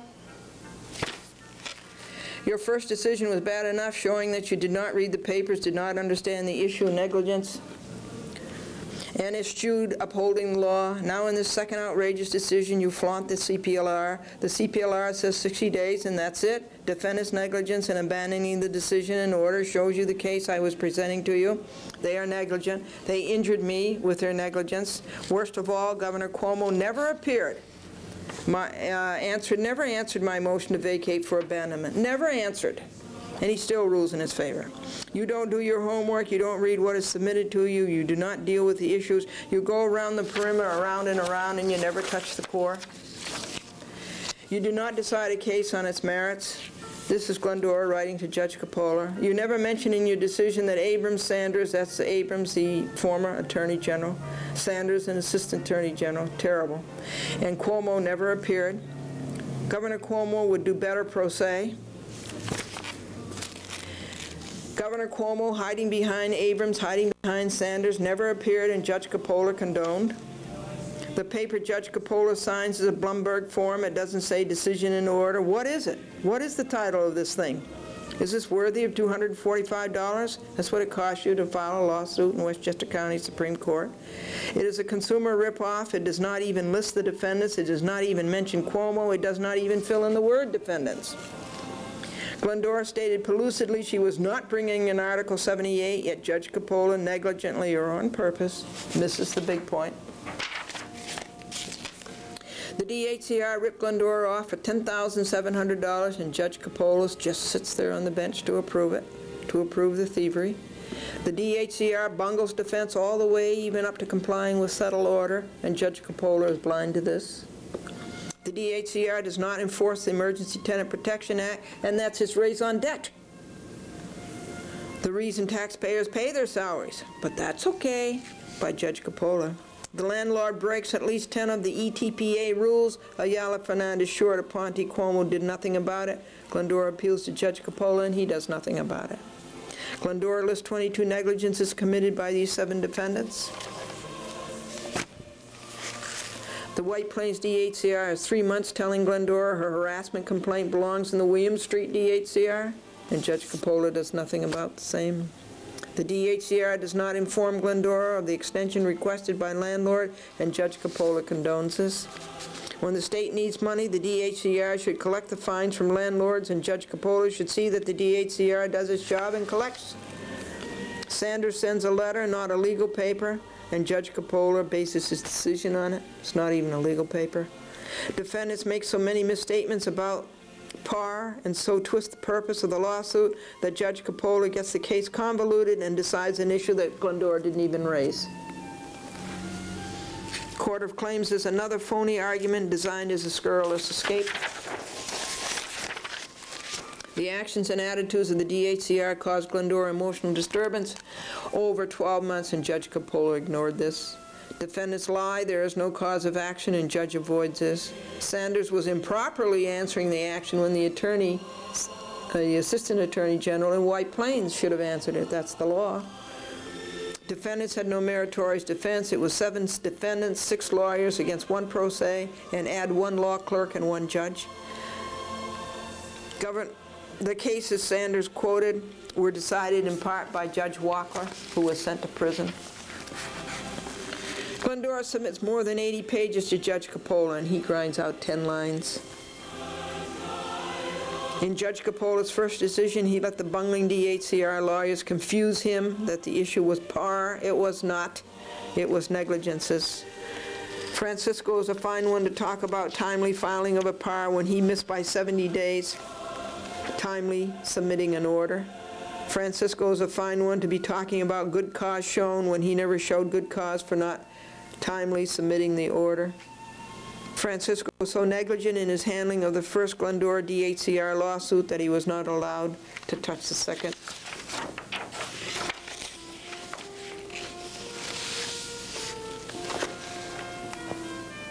The New York Law Journal is full of damaged complaints and decisions against the DHCR by Supreme Court judges, meaning that this case did not have to go to the Court of Claims at all. Aponte, fired in the end, shows that Glendora was right and Judge Coppola was wrong. Defendants were sued for $60,000, not $16,000 treble damages. They can't even read a complaint and get it right. At that point, I warned the the 4 judges, I warned them of the lies they were going to tell and that they had told. Lie number 1, this is not an Article 78 action. I did not bring a 78 action. 2, this is not a par action. 3, untimely par has nothing to do with it. Glendora has no cause of action. That's a lie. Glendora did not exhaust her administrative remedies. That's a lie. Defendants fully satisfied Glendora's overcharge claim. That's a lie. Defendants Francisco lawyer showed good cause for breaking the 60-day limit to submit the order. Lie. Appellant was shown no prejudice. Lie. The case belongs in the Court of Appeals. Lie. New York Law Journal is filled every day with cases against the DCHER where some Supreme Court has ordered them to pay damages.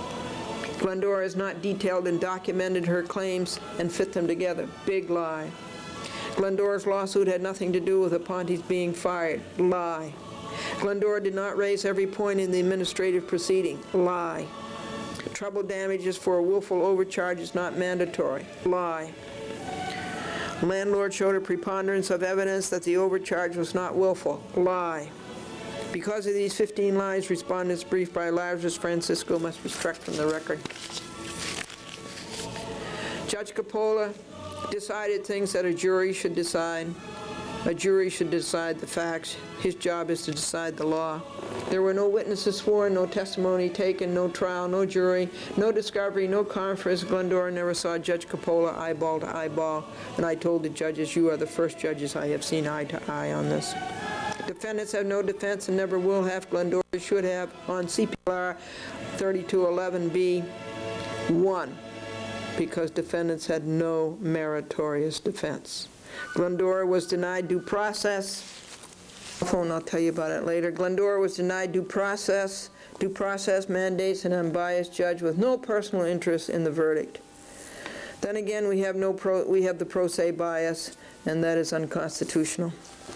Let me tell you about the United States Court of Appeals Second Department. They have so many amber, red, green lights and stopwatches, and they are so busy turning them on and off, it's beyond me how they ever heard a word a person says, let alone deliberate on it. Glendora spent $11,000 looking for justice in the Westchester Supreme Court and in the Second Department. Each one of these has cost $1,100, and this is the 10th one. I'm your best customer, and you should take better care of me than you do.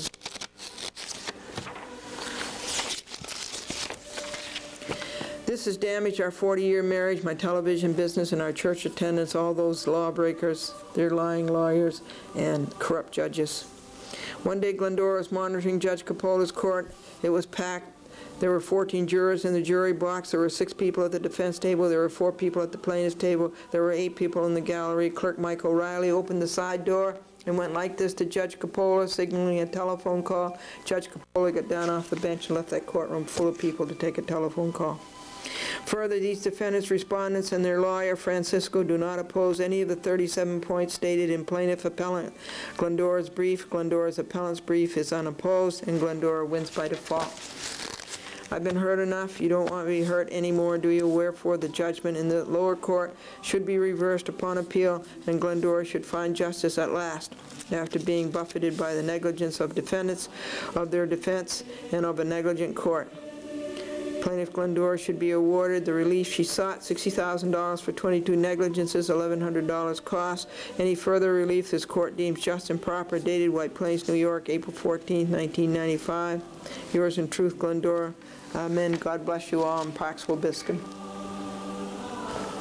Well, then I could sit down, but only for a minute, because the parking meter wouldn't take the full amount of change in Brooklyn over on Cadman Plaza, so I had to walk down and put some more quarters in it, because a parking ticket down there is $40. And so I did that, and then I came back, and I sat and I waited for some more arguments and heard them all. And they talk to the lawyers, but they do not talk to a pro se. And why? I don't know. Why do you think? I'm going to say it's because they're so pro se prejudiced, they know they're going to rule against you. They can't look you in the eyeball. And they know that they're not going to be fair to you. So at 11:40 a.m. to 11:55 a.m., I did the first Coppola, the one I just read you. That was calendared second when it should have been calendared first, naturally. I don't know how they do things so badly. Plus the fact that they never sent me any notice of these oral arguments at all. I would have missed both of them, and they wouldn't have given me another chance. The Appellate Division, 2nd Department, Brooklyn, 45 Monroe Place, is falling to pieces. They didn't give me any argument, any notice of the oral argument for the Amicone case, Del Vecchio. They gave me no notice for that. Naturally, I missed it, because I didn't even know what it was.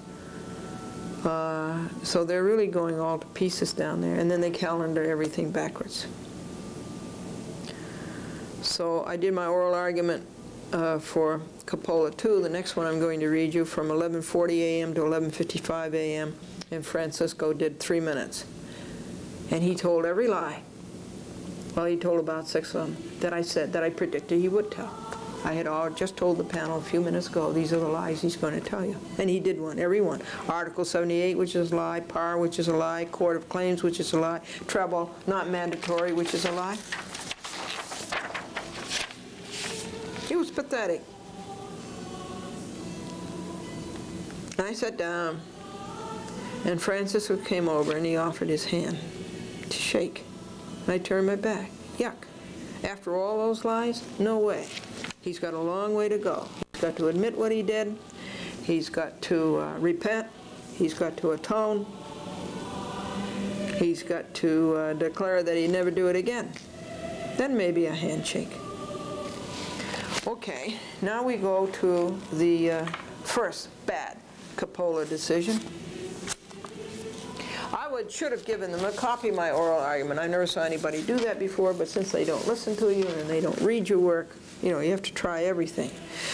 This is the New York Supreme Court. This is oral argument on Coppola bad decision 2. Again, April the 4th, 1995 at 10 a.m. And this was good morning too. My name is Glendora. May the words of our mouths and the meditation of our hearts be acceptable unto you, our God, our strength, and our Redeemer. And here's a prayer for Charles Lawrence, who died Monday, who was a former judge on that court, and whom I have seen many times. Glendora reiterates and incorporates by reference each and every allegation in the first oral argument you heard as if fully set forth herein. The New York State Division of Housing and Community Renewal is terminally negligent. Some court has to put a stop to it, and let us hope it is this bench. If the owner is found by the Commissioner to have harassed a tenant to obtain vacancy of his housing accommodations, the Commissioner may impose by administrative order, after hearing, a civil penalty for any such violation. Such penalty shall be in the amount of up to $1,000 for a first such offense and up to $2,500 for each subsequent offense. Jose Davis harassed Glendora 13 times to move. All of these are on audio tape.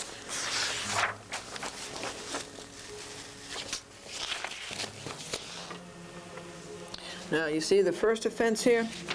That's $1,000.